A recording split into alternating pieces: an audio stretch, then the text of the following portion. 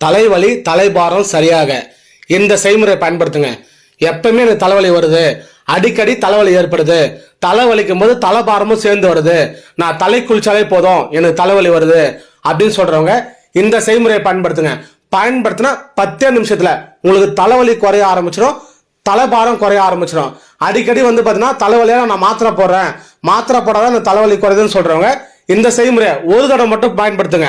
செய்முறை சொல்றேன், கரெக்டா கவனிங்க. டீ இல்ல காஃபி, நீங்க தினமும் காலைல தூங்கி இருந்தோடனே டீ காஃபி குடிக்கிற பழக்கம் எல்லாருக்குமே இருக்கு.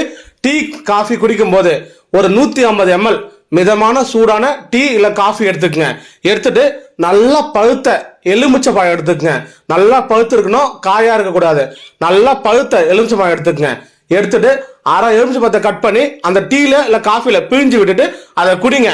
குடிச்ச ஒரு 10 நிமிஷத்துல தலைவலி குறைஞ்சிடும், தலைபாரம் உங்களுக்கு சரியாயிடும்.